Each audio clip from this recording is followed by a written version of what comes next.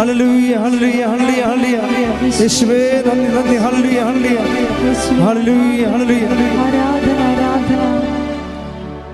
ലൂക്ക 1:52. ലൂക്ക 1:52. ശക്തന്മാരെ സിംഹാസനത്തിൽ നിന്ന് മറിച്ചിട്ടു. എളിയവരെ. പ്രശ്നം വെച്ച് കഴിഞ്ഞാല് ശക്തന്മാരെ പറഞ്ഞേ, ശക്തന്മാരെ സിംഹാസനത്തിൽ നിന്ന് മറിച്ചിട്ടു. ഇങ്ങനെ ഈ ശക്തനെ മറിച്ചിടാൻ വേണ്ടി തന്നെയാണ് മനുഷ്യാവതാരം സംഭവിക്കുന്നത്. ഈശോ ആത്മാവിലങ്ങ് ആനന്ദിക്കുകയാണ്. എന്നിട്ട് പറയും, അവർക്ക് രോഗസൗഖ്യം ലഭിച്ചു എന്നുള്ളതല്ല, നിങ്ങളുടെ പേരുകൾ സ്വർഗത്തിൽ എഴുതപ്പെട്ടിരിക്കുന്നു എന്നതിലാണ് ഞാൻ സന്തോഷിക്കുന്നത്. നമ്മളുടെ പേരുകൾ പിതാവിൻ്റെ പുസ്തകത്തിൽ നമ്മൾ ആയിട്ട് എഴുതി ചേർക്കണമെങ്കിൽ എന്ത് ചെയ്യണം? ഈ രക്ഷാകരമ നടപടിക്രമങ്ങളിൽ നമ്മൾ ഇൻവോൾവ് ചെയ്യണം. രോഗികളെ ശുശ്രൂഷിച്ചുകൊണ്ട് മാത്രം നമ്മുടെ പേരുകൾ എഴുതപ്പെടുന്നില്ല. എന്താ ചെയ്യണത്? തിന്മയുടെ ശക്തികൾ. ഇപ്പം നിൻ്റെ ആങ്ങളെയാണ് മദ്യപാനി, അല്ലെങ്കിൽ നിനക്കറിയാം നിൻ്റെ നാത്തുവിനെ നിൻ്റെ ആങ്ങള വേറൊരു സ്ത്രീയുമായിട്ട് രഹസ്യത്തിൽ ബന്ധമുണ്ട്. അത് തിന്മയുടെ ശക്തിയാണ്. സാത്താനോട് സിംഹാസനത്തിൽ ഇരിക്കുകയാണ്. ശരിക്കും പറഞ്ഞാൽ ഒരു കുടുംബത്തെ നശിപ്പിക്കാൻ വേണ്ടി നീ ആടെ കൂടെ നിൽക്കും? നിൻ്റെ ആങ്ങളുടെ കൂടെ നിൽക്കുമോ നാത്തുവിൻ്റെ കൂടെ നിൽക്കുക? നീ സത്യമായിട്ട് നിൽക്കണം ആങ്ങളുടെ കൂടെ ആയിരിക്കും. കാര്യം എന്താണ്? നീ മനുഷ്യ രക്തത്തിലുള്ള ആളായത് കാരണം നാത്തും വരെ കുടുംബത്തിൽ നിന്ന് വന്നതല്ലേ, നിനക്ക് തിരക്കേണ്ട ആവശ്യമില്ലല്ലോ. ആങ്ങളുടെ കൂടെ നിൽക്കും. അപ്പം നീ ആടെ കൂടെ നിൽക്കണത് സാത്താൻ്റെ കൂടെ നിൽക്കും.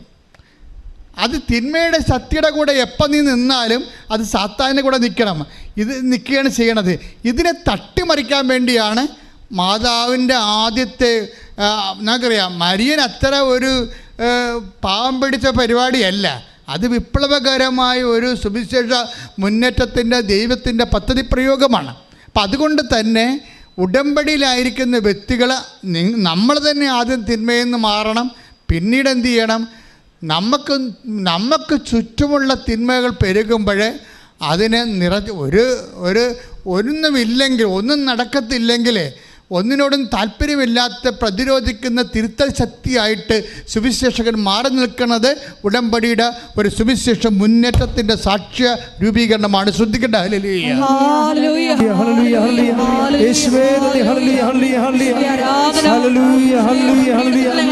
ഒന്നുള്ളതാണ് പ്രേക്ഷിത പ്രവർത്തനത്തിൻ്റെ അന്തർധാര എന്ന് പറയണത്. അത് നമ്മൾ പറയണ ആനന്ദമല്ല. ശരിക്കും പറഞ്ഞാൽ ഇപ്പം കരിസ്മാറ്റിക് മേഖലയിലും ആനന്ദത്തെക്കുറിച്ച് പറയും. പക്ഷേ നിങ്ങളൊന്ന് ചിന്തിച്ച് നോക്കിയേ, യേശു ആനന്ദത്തെക്കുറിച്ച് പറയണത് എപ്പോഴാണ്? സാത്താൻ്റെ സിംഹാസനം തട്ടിമറിക്കപ്പെടുന്ന സമയത്താണ് അവൻ ആത്മാവിൽ ആനന്ദിക്കണത്, അല്ലേ?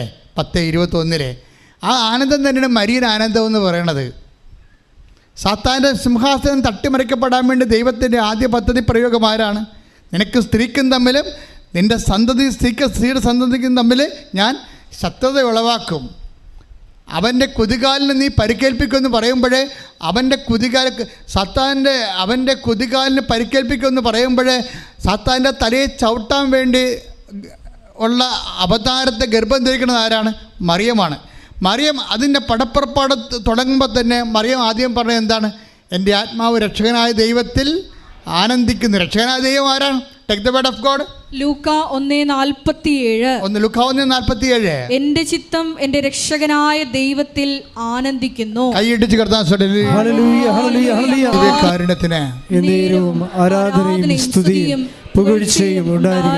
അപ്പോൾ എപ്പോഴും ശ്രദ്ധിക്കേണ്ട വിഷയം ഇതാണ്. നമുക്ക് 2 കാര്യങ്ങളാണ് വേണ്ടി വരണത് ഉടമ്പടി ആക്ടിവേറ്റ് ചെയ്യിക്കുന്നതിന്. ഒന്ന് സ്നേഹം, അതുപോലെ തന്നെ ശക്തിയും സ്നേഹവും ഒരുമിച്ചാണ് പോണത്. കാര്യം സ്നേഹത്തിൻ്റെ ഇഫക്റ്റായിട്ടാണ് ശക്തി രൂപപ്പെട്ട് വരണത്. നമുക്ക് സ്നേഹം വർദ്ധിക്കുന്ന അനുസരിച്ച് കൊണ്ട് ശക്തി അപ്ലോഡിങ്ങാണ് നടന്നുകൊണ്ടിരിക്കും. ദൈവത്തോടുള്ള സ്നേഹമില്ലേ, സ്നേഹം നമുക്ക് വർദ്ധിക്കുന്ന അനുസരിച്ച്. അതുകൊണ്ടാണ് ഞാൻ നിങ്ങൾ ചെയ്യുന്ന കാരുണ്യ പ്രവൃത്തികൾ, ക്ഷമ, ദയ, നന്മ, വിശ്വസ്തത, ആത്മസംയമനം മുതലായ ആത്മാവിൻ്റെ ഫലങ്ങൾ അടിസ്ഥാനപ്പെട്ടുള്ള പ്രവർത്തനങ്ങൾ നിങ്ങൾ ചെയ്യുമ്പോൾ എന്താ സംഭവിക്കണത്? നിങ്ങൾക്ക് ദൈവസ്നേഹം വർദ്ധിച്ചുകൊണ്ടിരിക്കും. ദൈവസ്നേഹം വർദ്ധിച്ചുകൊണ്ടിരിക്കുമ്പോൾ എന്താ സംഭവിക്കണത്? ശക്തി ധരിച്ചുകൊണ്ടിരിക്കും. മനസ്സിലായില്ലേ? നമ്മൾ പരിശുദ്ധാത്മാവിൻ്റെ ശക്തി ധരിക്കാൻ വേണ്ടി വിറഞ്ഞതുള്ളി ഭാഷാപരത്തിൽ പ്രാർത്ഥിക്കുന്നത് അതൊരു വിഭാഗം. പക്ഷേ അതേസമയം തന്നെ നമ്മൾ ദൈവസ്നേഹത്താൽ നിറഞ്ഞ് പ്രവർത്തിക്കുകയാണെങ്കിൽ ഓട്ടോമാറ്റിക്കായിട്ട് അതുവഴി വരുന്ന ശക്തി എന്ന് പറയുന്നത് സാധാരണ പ്രാർത്ഥന വഴി വരുന്ന ശക്തിയല്ല. അത് സിംഗിൾ ഫേസും 3 ഫേസും തമ്മിലുള്ള വ്യത്യാസമുണ്ട്.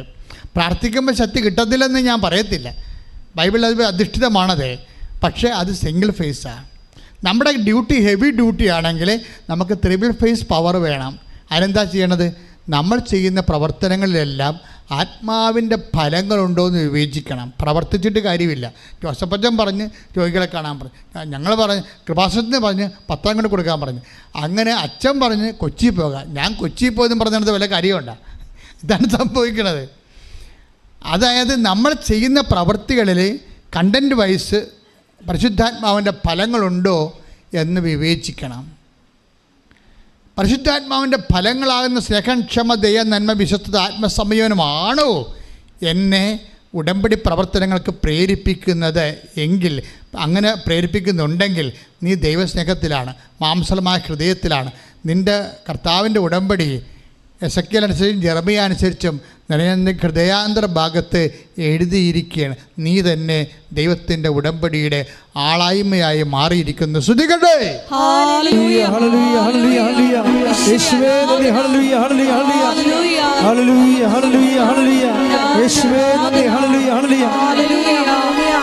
പ്രകാരം എന്ത് ചെയ്താലും, ഉടമ്പടി പ്രകാരം എന്ത് ചെയ്താലും കടുത്ത ദൈവസ്നേഹത്തോടെ ചെയ്യുവാൻ എനിക്ക് അഭിഷേകം നൽകണം, എനിക്ക് അഭിഷേകം നൽകണമേ. എസെക്കിയേൽ പറയുന്നത് പോലെ പുതു ചൈതന്യം നൽകണമേ, പുതു ചൈതന്യം നൽകണമേ. ശ്രദ്ധിക്കട്ടെ. Hallelujah, hallelujah, hallelujah, hallelujah. കാരണത്തിന് ആരാധനയും സ്തുതിയും പുകഴ്ചയും ഉണ്ടായിരിക്കട്ടെ. കർത്താവിൻ്റെ ഉടമ്പടി വാഗ്ദാനങ്ങളിൽ ഒന്നാണ് പുതു ചൈതന്യം, പുതിയ ചൈതന്യം, പുതിയ സന്തോഷം, പുതിയ സംതൃപ്തി. പല അർത്ഥങ്ങളുണ്ടായിരുന്നു. അതായത് നിങ്ങളിപ്പോൾ തന്നെ ആ ചേച്ചി പറഞ്ഞില്ലേ, ഞാൻ കേരളത്തിലെ 14 ജില്ലകളിലും പോയി ലൈൻ ബസ്സിനാണേ. ആലപ്പുഴ വന്നിട്ട് കൊല്ലത്തേക്ക് പോകും. കൊല്ലത്ത് അവിടെ പത്രം കൊടുത്തിട്ട് പ്രവർത്തനം ചെയ്ത് കൃപാസന അമ്മയെക്കുറിച്ചൊക്കെ പറഞ്ഞിട്ട് തിരുവനന്തപുരത്തേക്ക് പോകും. ഇങ്ങനെ അവർ 14 ജില്ലകളിലും പത്രം കൊണ്ട് പോകും. എന്നിട്ട് ആർമാദിച്ച് ഉല്ലസിച്ച് സന്തോഷിച്ചാണ് ഇവിടെ വന്നിട്ട് അത് ആ അനുഭവം പറയണത്. അല്ല, എൻ്റെ കയ്യിൽ നിന്ന് 1500 പത്രത്തിന് കാശ് പോയില്ല എന്ന് പറഞ്ഞ് മോന്തം കയറ്റി ചത്തവരുടെ വീട്ടിൽ മരിച്ചവരിക്കണവർ ഇരിക്കുകയില്ല. അതാണ് വിഷയം. ആനന്ദം എന്ന് പറഞ്ഞൊരു സംഭവം ഉണ്ട്. കർത്താവിന് വേണ്ടി ജോലി ചെയ്യുന്നതോറും ആനന്ദം കൂടിക്കൊണ്ടിരിക്കും. ഇതിന് ബൈബിൾ പറയണത് ഉടമ്പടി പ്രകാരമുള്ള പുതു ചൈതന്യം. നിങ്ങളൊന്ന് ചിന്തിച്ചു നോക്കിയേ. നമ്മൾ എടുത്ത 2 വചനങ്ങളിൽ ഒരു ചൈതന്യമുണ്ട്. നമ്മളെടുത്ത വചനം ഏതാണ്? ആദ്യത്തെ ഏതാണ്? എസെക്കിയേൽ 36 അല്ലേ? എസെക്കിയേൽ 36:27. എസെക്കിയേൽ 36:27 എന്താ പറയണത്? എൻ്റെ ആത്മാവ്, അതൊക്കെ മുമ്പ് എന്താ പറഞ്ഞ ഒരു പുതു ഹൃദയം നിങ്ങൾക്ക് ഞാൻ നൽകും. ഒരു പുതു ചൈതന്യം നിങ്ങളിൽ ഞാൻ നിക്ഷേപിക്കാം. നിങ്ങളുടെ ശരീരത്തിൽ നിന്ന് ശിലാഹൃദയം എടുത്തു മാറ്റി പകരം മാംസള ഹൃദയം നൽകും. എൻ്റെ ആത്മാവിനെ ഞാൻ നിങ്ങളിൽ നിവേശിപ്പിക്കും. നിങ്ങൾ എൻ്റെ കൽപ്പന കാക്കുന്നവരും നിയമങ്ങൾ പാലിക്കുന്നതിലും ശ്രദ്ധയുള്ളവരായിരിക്കും. ഉടമ്പടിയുടെ കൂടെ ഈ പുതു ചൈതന്യം വരുന്നുണ്ട്. ഒരു ഉടമ്പടി എടുത്ത് സത്യസന്ധ വ്യക്തിയാണ് ഉടമ്പടി എടുത്തിരിക്കണമെങ്കിൽ ഈ പുതു ചൈതന്യം, സന്തോഷത്തിൻ്റെ, കർത്താവിന് വേണ്ടി ജോലി ചെയ്യുമ്പോൾ ഉണ്ടാകുന്ന സന്തോഷത്തിൻ്റെ, കർത്താവിന് വേണ്ടി ആതുര സേവനം ചെയ്യുമ്പോൾ ഉണ്ടാകുന്ന സന്തോഷത്തിൻ്റെ, കർത്താവിന് വേണ്ടി പ്രേക്ഷിത പ്രവർത്തനം ചെയ്യുമ്പോൾ ഉണ്ടാകുന്ന സന്തോഷത്തിൻ്റെ പുതു ചൈതന്യം വരും.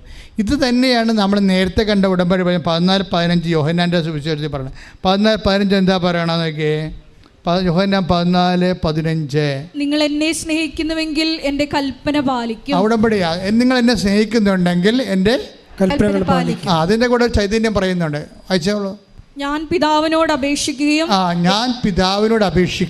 എന്നേക്കും നിങ്ങളോട് കൂടെ ആയിരിക്കാൻ മറ്റൊരു സഹായകനെ അവിടുന്ന് നിങ്ങൾക്ക് തരികയും ചെയ്യും.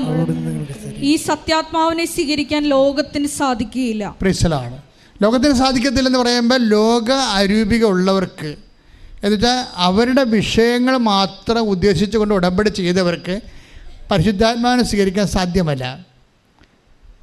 നിങ്ങളുടെ മകളെ കെട്ടിക്കണം, അല്ലെങ്കിൽ വീട് വിൽക്കണം, അല്ലെങ്കിൽ നിങ്ങളുടെ രോഗം മാറണം എന്ന് മാത്രം ഉദ്ദേശിച്ചുകൊണ്ട് ദൈവത്തോട് ഉടമ്പടി ചെയ്തിരിക്കുന്നവർക്ക് ഈ ആത്മാവിനെ സ്വീകരിക്കാൻ സാധ്യമല്ല. പിന്നെ ആരെ ഉദ്ദേശിക്കണം? ദൈവത്തെ ഉദ്ദേശിക്കണം. ഞാൻ ഉടമ്പടി ചെയ്തിരിക്കുന്ന ദൈവത്തിൻ്റെ വചനങ്ങൾ എന്നെപ്പോലെ ഞാൻ മറ്റുള്ളവരെ അറിയിക്കും. കർത്താവിൻ്റെ വചനങ്ങളിൽ അനുസരിച്ചുള്ള പരസ്നേഹ പ്രവർത്തനങ്ങൾ ദൈവസ്നേഹത്തോടെ ഞാൻ സമൂഹത്തിൽ സുവിശേഷത്തിൻ്റെ കാരുണ്യ പ്രവർത്തന സാക്ഷിയായി മാറും എന്നെടുത്ത സത്യസന്ധമായ ഉടമ്പടി ചെയ്തവർക്ക് എന്ത് പറ്റും? ഞാൻ അവർക്ക് എൻ്റെ ആത്മാവിനെ നൽകും. എൻ്റെ പിതാവിനോട് ചോദിക്കുകയും അവനെ വസിക്കാൻ വേണ്ടി മറ്റൊരാത്മാവിനെ നൽകുകയും ചെയ്യും.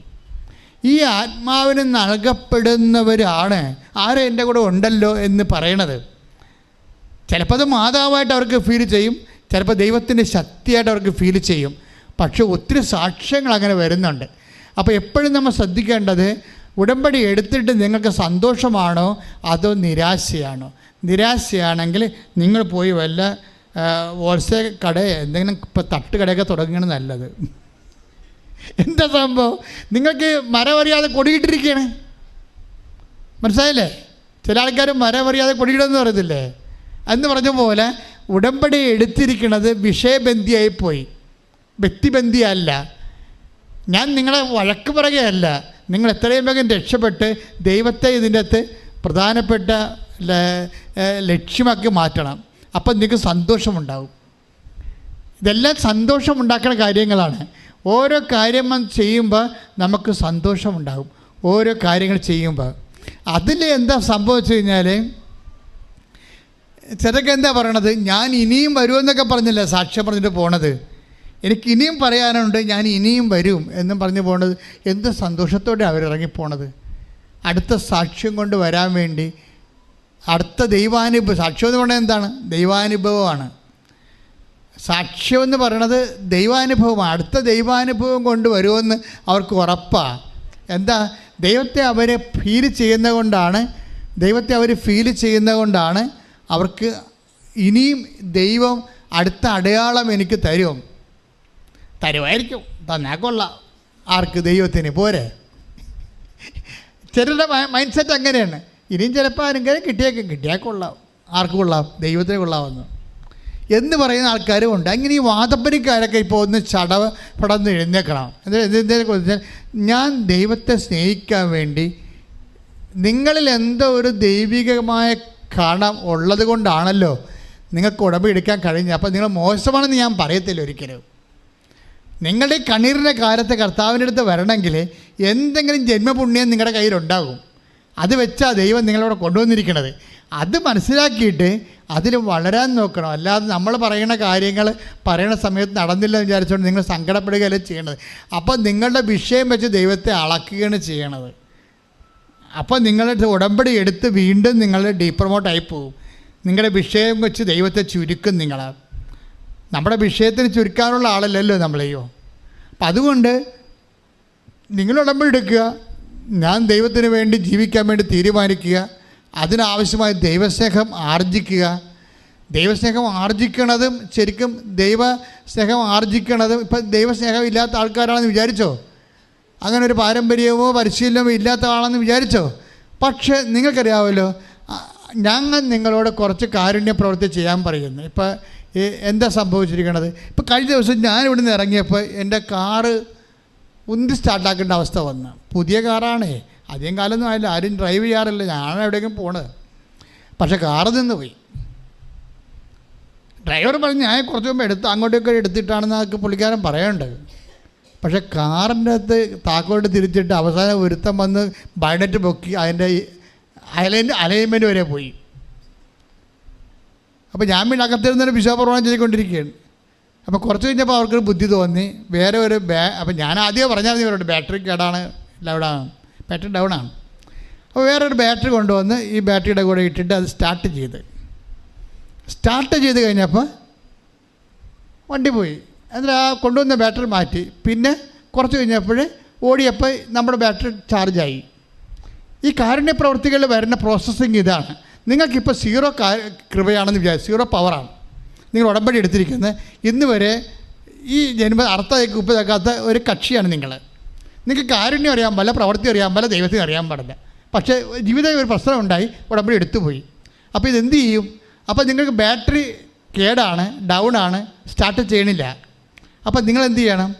ആദ്യമേ കാരുണ്യ പ്രവൃത്തി കണ്ണും പൂട്ടി ചെയ്യുക, ദൈവസ്നേഹത്തിന് വേണ്ടി കാഴ്ചവെക്കുക. അപ്പോൾ നിങ്ങളുടെ ബാറ്ററി ആ പവർ കൊണ്ട് സ്റ്റാർട്ടാകും. സ്റ്റാർട്ടായി കഴിഞ്ഞാൽ പിന്നെ ഓട്ടോമാറ്റിക്കായിട്ടത് നമ്മുടെ ബാറ്ററി തന്നെ റീചാർജ് ആയി കഴിയും. അത് ഞങ്ങൾ പറയണ പോലെ നിങ്ങൾ ചെയ്യണം. പിന്നെ നിങ്ങൾ തന്നെ സ്വയമായിട്ടത് ആർജിച്ചെടുത്തോളൂ. പ്രതി മനസ്സിലായില്ലേ? ഇപ്പോൾ ഒരു ബാറ്ററി ഡൗൺ ആയി കഴിഞ്ഞാൽ വേറെ ഒരു ബാറ്ററി കൊണ്ട് ഒരു സ്റ്റാർട്ടർ കൊടുത്താൽ മതി. ബാക്കി നമ്മുടെ ബാറ്ററി തന്നെ വർക്ക് ചെയ്തിട്ട് ഇവിടം വരെ വേണമെങ്കിൽ നമുക്ക് പോകാൻ പറ്റും. അപ്പോൾ എപ്പോഴും വിഷയമെന്ന് പറയുന്നത് കാരുണ്യ പ്രവൃത്തി തന്നെ ഇതിൻ്റെ വിഷയം. കാരുണ്യ പ്രവൃത്തികളെന്ന് പറയുമ്പോൾ എന്തുമാകാം, മനുഷ്യന് നന്മ ഉണ്ടാക്കുന്ന എല്ലാ പദ്ധതികളും. അതായത് ജാതിയും മതവും മനുഷ്യനെയും ശത്രുവും മിത്രവും ഒന്നും നോക്കാതെ മനുഷ്യന് നന്മയുണ്ടാക്കുന്ന എല്ലാ പ്രവർത്തനങ്ങളും. മനുഷ്യന് നന്മയെന്ന് പറയാൻ പറ്റത്തില്ല ഇതൊക്കെ ഈ കാലങ്ങളിലൊക്കെ. എന്താ വെച്ചാൽ ഇപ്പം മൃഗങ്ങൾക്ക് നന്മയുണ്ടാക്കേണ്ടി വരും ചിലപ്പോൾ. ഇപ്പം ചിലരെ കണ്ടിട്ടില്ല, അപ്പം ചില വീഡിയോ കണ്ടിട്ടില്ലേ? എന്താ കാര്യം? ചിലപ്പോൾ ഒരു ആട് അല്ലെങ്കിൽ ഒരു പന്നിയൊക്കെ ചിലപ്പോൾ ചെളി പൂണ്ട് മരിക്കാൻ പോകണമെങ്കിൽ സായപ്പൻ നാട്ടിലാണെങ്കിൽ അവരതിനെ പൊക്കിയെടുക്കും എങ്ങനെയെങ്കിലും വണ്ടി നിർത്തിയിട്ട്. നമ്മളാണെങ്കിൽ അവിടെ കിടന്ന് ചാകട്ടെന്ന് പറയും. ഈ വ്യത്യാസമുണ്ട് ശരിക്കും. നമുക്കത് ഈ ആൾക്കാരെ ഈ മൃഗങ്ങളെയൊക്കെ രക്ഷിക്കണതിൽ കുറച്ച് കുറഞ്ഞ ഒരു പ്രശ്നമുള്ളൂ. കുറച്ച് അങ്ങനെ അധികം പ്രാധാന്യം നമ്മൾ കൊടുക്കത്തില്ല. പക്ഷേ ഇവിടെ ഇക്കോസിസ്റ്റത്തിൽ ഈ നമ്മൾ ഷെയർ ചെയ്യുമ്പോൾ നമ്മൾക്ക് ഇതിനെ എല്ലാത്തിനോടും കടപ്പാടുണ്ട്. ഇപ്പോൾ ഫ്രാൻസിസ് സേവർ ഇവിടെ വന്നിട്ട് ആദ്യം ചെയ്ത പണി ഒരു കുരുവിയെ ആരാണ്ട് കുഞ്ഞുങ്ങൾ കുരുവിയുടെ കാലെ കെട്ടിയിട്ട് തൂല് കെട്ടിയിട്ട് പറപ്പിച്ച് ആ കുരുവി പോയി ഒരു മരത്തെ ചെടിയെ കുരുങ്ങിയിട്ട് അവസാനം അതിന്മേൽ തൂങ്ങിക്കിടന്ന്. അപ്പോൾ ഫ്രാൻസിസ് സേവർ വന്നപ്പോൾ ആദ്യം ചെയ്തത് ആ കുരുവിയുടെ കുരുക്കഴിച്ചിട്ട് പറത്തി വിട്ട്. സുവിശേഷ പ്രവർത്തനമാണത്. ഇപ്പം മനുഷ്യന് തന്നെയല്ല നന്മ. ഈ ഭൂമി കുടുംബത്തിൽ നമ്മുടെ കൂടെ ജീവിക്കുന്ന എല്ലാവർക്കും നന്മ ചെയ്യാനുള്ള മനസ്സ് രൂപപ്പെട്ട് വന്നാൽ നിങ്ങൾ പക്ക ഉടമ്പടിയിലായി. ഇപ്പം നമ്മുടെ ബന്ധുക്കളെ മാത്രമല്ലേ എപ്പോഴും നമ്മൾ ഉടമ്പടി ചെയ്യുമ്പോൾ നമുക്ക് നന്മ ചെയ്യുമ്പോൾ നമ്മൾ ബന്ധുക്കളെ മാത്രമാണ് അഡ്രസ്സ് ചെയ്യണത്. അല്ലെങ്കിൽ നമുക്ക് നാളെ ഗുണം വരാൻ സാധ്യതയുള്ള ആൾക്കാർ മാത്രമേ നമ്മളെ അഡ്രസ്സ് ചെയ്യത്തുള്ളൂ. അപ്പം നിങ്ങൾ മനുഷ്യനായി, ഒരു കുഴപ്പമില്ല. പക്ഷെ നമ്മൾ ഉടമ്പടി ദൈവം മനുഷ്യനുമായിട്ട് ചെയ്യാറില്ല, ദൈവ പൈതലുമായിട്ടാണ് ചെയ്യണത്. അപ്പോൾ ഉടമ്പടിയുടെ കപ്പാസിറ്റിയിൽ നമ്മൾ ദൈവ പൈതലാകണം. അപ്പം നമ്മുടെ ബന്ധുക്കളുടെ അപ്പുറത്ത്, സ്വന്തപ്പെട്ട അപ്പുറത്ത്, നമുക്ക് സഹായം ചെയ്യാൻ സാധ്യതയുള്ള ആൾക്കാരുടെ അപ്പുറത്ത് ഒരു പ്രയോജനമില്ലാത്തവരാണെങ്കിലും നമ്മൾ ദൈവത്തിൻ്റെ സ്നേഹത്താൽ നമ്മൾ അവർക്ക് വേണ്ടി സമയമോ അവരുടെ നിലനിൽപ്പിന് വേണ്ടി ഒരു സഹായമോ ചെയ്തു കഴിഞ്ഞാൽ നീ ദൈവ പൈതലായിട്ട് മാറി. ഞങ്ങളെ സെമിനാരിൽ നിന്ന് തെറ്റ് പഠിപ്പിച്ച് ഇറക്കിയിട്ടുള്ള ആൾക്കാരാണ് ഞങ്ങൾ. ഞാൻ സെമിനാരിൽ നിന്ന് ഇറങ്ങുമ്പോൾ ഡീക്കന്മാരുടെയൊക്കെ ഭയങ്കര അവസാനത്തെ കൊലക്കാരാണ് ഡീക്കന്മാരുടെ ഭയങ്കര വിരുന്നും ഭയങ്കര അവസാനത്തെ ഫെയർവെൽ സ്പീച്ചൊക്കെ ഉണ്ട്. അപ്പോൾ ഒരു അച്ഛൻ വന്ന് അവസാനം നമ്മളെ യാത്രയാക്കും. സെമിനാരി 7 കൊല്ലത്തെ പഠനവും കഴിഞ്ഞിട്ട് അവർ നമ്മളെ ഗുഡ് ബൈ പറഞ്ഞ് യാത്രയാക്കുമ്പോൾ അവർ നമുക്കൊരു സന്ദേശം തരും. അപ്പോൾ അതിനകത്ത് ഏറ്റവും വലിയ നല്ല ചൈതന്യമുള്ള അച്ഛനായിരിക്കും വന്ന് പറയണത്. എന്നെ ഡീക്കനാക്കി ഇറക്കിയപ്പോൾ അവർ പറഞ്ഞ് ഞാൻ ഇന്ന് ഓർത്തിരിപ്പുണ്ട്, നിങ്ങൾ ബേസിക്കായിട്ട് ആദ്യം ഒരു മനുഷ്യനാവുക, അതിനുശേഷം നിങ്ങളൊരു പുരോഹിതനാകാൻ പറഞ്ഞു. ഞാൻ പിന്നീട് എൻ്റെ ജീവിതം വെച്ച് നോക്കിയപ്പോൾ എന്ത് പൊട്ടത്തരമാണ് പറഞ്ഞ് ഞങ്ങളെ കേൾപ്പിച്ച് പറഞ്ഞു വിട്ടതെന്ന് ഓർത്ത് പോയി. കാര്യം ഒരു പുരോഹിതൻ എത്രയോ വലുതാണ് മനുഷ്യനേക്കാൾ. ആദ്യം ഒരു പുരോഹിതനാകാൻ പഠിഞ്ഞ മനുഷ്യന്മാരെ ഇവിടെ ആവശ്യമുണ്ട്, കൂടുതലുണ്ട്. ആദ്യം ഒരു പുരോഹിതൻ എന്ന് പറഞ്ഞാൽ കർത്താവിൻ്റെ ചൈതന്യം അതുപോലെ ഉൾക്കൊണ്ട് അതനുസരിച്ച് ജീവിക്കുകയും ജനങ്ങളെ ജീവിക്കാൻ പഠിപ്പിക്കുന്ന ഒരു അർപ്പിതനാണ്. ആദ്യം ഒരു പുരോഹിതനാകാൻ വേണ്ടി ശ്രമിച്ചിരുന്നെങ്കിൽ നമ്മൾ ഓട്ടോമാറ്റിക്കായി മനുഷ്യരായതുകൊണ്ട് പുരോഹിതനാകണമെന്ന് ഒരു നിർബന്ധമില്ല. ഒരു നല്ല പുരോഹിതനായ ഓട്ടോമാറ്റിക്കായി മനുഷ്യനാകാം. ഒരു മനുഷ്യനായതുകൊണ്ട് പുരോഹിതനാകണമെന്ന് നിർബന്ധമില്ല. കാര്യം പുരോഹിതൻ്റെ അകത്ത് ഈ സ്വയംദാനമെന്ന് സംഭവമുണ്ട്, മനുഷ്യനിൽ സ്വയംദാനമില്ല. അപ്പോൾ ഈ 7 കൊല്ലം പഠിപ്പിച്ചിട്ട് അവസാനം വിഡ്ഢിത്തരവും പറഞ്ഞാണ് ഞങ്ങളെ പുറത്ത് കൈവെപ്പിച്ച് വിട്ടിരിക്കണേ ഇങ്ങോട്ട്. കർത്താവിൻ്റെ പഠനങ്ങളോട് തെറ്റാണത് ശരിക്കും പറഞ്ഞ്. നമ്മളെ സംബന്ധിച്ചിടത്തോളം നമ്മൾ ഒരു പുരോഹിതനായി കഴിയുമ്പോൾ നമുക്ക് വേറെ മുമ്പും പുറകും പെങ്ങളും ആങ്ങളെയും ആരും ഒക്കെ ഒന്നുമില്ല. ആരാണുള്ളത്? ജനം. കർത്താവിൻ്റെ രക്തത്താൽ വീണ്ടെടുക്കപ്പെട്ട ഒരു ജനതയാണുള്ളത്. പിന്നെ ഉള്ളവരാരാണ്? കർത്താവിൻ്റെ രക്തത്താൽ വീണ്ടെടുക്കപ്പെടാൻ സാധ്യതയുള്ള ജനങ്ങൾ.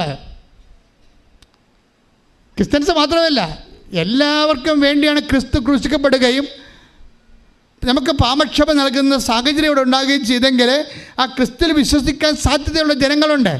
അവർക്ക് വേണ്ടി അർപ്പിതനായിരിക്കുകയാണ്. അങ്ങനെ ഒരു വിഷയം വരുമ്പോൾ എന്താ വിഷയം വരുന്നത്? ഒരു മനുഷ്യനേക്കാൾ നിലവാരത്തിലുള്ള കാര്യം. ക്രിസ്തു ഒരേ സമയം മനുഷ്യനായിരുന്നു, അതേസമയം തന്നെ അവൻ ദൈവമായിരുന്നു. ഇവൻ്റെ ഒരു പകർപ്പായിട്ടാണ് പിന്നീട് പൗരോഹിതം വരണത്. അപ്പം ഞാൻ പറയണത് ഞാൻ കേമനാണെന്ന് പറയുകയല്ല. ഞാൻ പറഞ്ഞു വരുന്നതിൻ്റെ കാരണം ഈ നമ്മളെ പ്രയോറിറ്റി ഓഫ് സെറ്റിങ്സിൽ ഹ്യൂമാനിറ്റേറിയൻ കൺസെപ്റ്റ് നമ്മളെ വിഴുങ്ങിക്കഴിഞ്ഞപ്പോൾ ഇതുപോലെ വിഡ്ഢിത്തരങ്ങൾ സഭയിൽ എഴുന്നള്ളിക്കപ്പെട്ടിട്ടുള്ള കാലഘട്ടങ്ങൾ ഉണ്ടായിട്ടുണ്ടെന്ന് ഞാൻ പറഞ്ഞതാണ്. ഞാൻ പറഞ്ഞതിൻ്റെ അർത്ഥം എന്ന് പറയണത് ഒരു ദൈവ പൈതലുമായിട്ടാണ് ദൈവം ഉടമ്പടി ചെയ്യണത്, ഒരു മനുഷ്യനുമായിട്ടല്ല. നിങ്ങളൊരു മനുഷ്യനാണെങ്കിൽ ഒരു ദൈവ പൈതലായിട്ട് കൺവേർട്ട് ചെയ്യണം. എന്താ കാര്യം? ദൈവ പൈതലായിട്ട് കൺവേർട്ട് ചെയ്യണമെന്ന് പറഞ്ഞതിൻ്റെ കാരണം നമ്മൾക്ക് മെച്ചമില്ലാത്ത ആൾക്കാർ, ചിലപ്പോൾ നമ്മളെ സഹായിക്കുന്ന ആൾക്കാർ ഈ ജന്മത്തിൽ നമ്മളെ വീണ്ടും കണ്ടുമുട്ടില്ലെന്ന് വരും. നിങ്ങൾ നാളെ കണ്ടുമുട്ടുന്ന ആൾക്കാർക്ക് വേണ്ടിയാണ് കൈസഹായം ചെയ്യണത്. നമ്മളവരെ ചെയ്തു കഴിഞ്ഞാൽ അവരെ നമ്മളെ സഹായിക്കും. അവർക്ക് വസ്ത്രം കൊടുക്കുകയോ പണം കൊടുക്കുകയോ ചെയ്ത് കഴിഞ്ഞാൽ നമുക്കൊരാവശ്യം വരുമ്പോൾ അവർ നമ്മളെ സഹായിക്കും. ഇത് മനുഷ്യന് സാധിക്കുന്ന കാര്യമാണ്. ഇത് മനുഷ്യത്വം അല്ല ഇവിടെ വേണ്ടത്. ഇവിടെ ദൈവപ്രകൃതിയുള്ളൊരു മനുഷ്യത്വം വേണ്ടി വരും. ഉടമ്പടി ദൈവം ഉദ്ദേശിക്കുന്നത് അതാണ്. ഞാൻ നിങ്ങളുടെ ഉള്ളിൽ നിന്ന് ശിലാഹൃദയം എടുത്തു മാറ്റും, പകരം എന്ത് ചെയ്യും? മാംസളമായ ഹൃദയം നൽകും. എന്തിനു വേണ്ടിയാണ്? ഒരു പുതു ചൈതന്യം നിങ്ങൾ നിക്ഷേപിക്കും. പുതു ചൈതന്യത്തിന് നിക്ഷേപിക്കപ്പെടുമ്പോൾ ആ പുതു ചൈതന്യം നമ്മൾ പ്രവർത്തനക്ഷമമായിക്കൊണ്ട് ദൈവത്തിൻ്റെ ഇഷ്ടം നിറവേറ്റിക്കൊണ്ട് ദൈവരാജ്യം സംജാതമാക്കുന്നതിനുള്ള ദൈവ പദ്ധതിയിലുള്ള ഈ കാലഘട്ടത്തിൻ്റെ മനുഷ്യൻ്റെ സഹകരണമാണ് ഉടമ്പടി. കൈയടിച്ച് കർത്താവേ.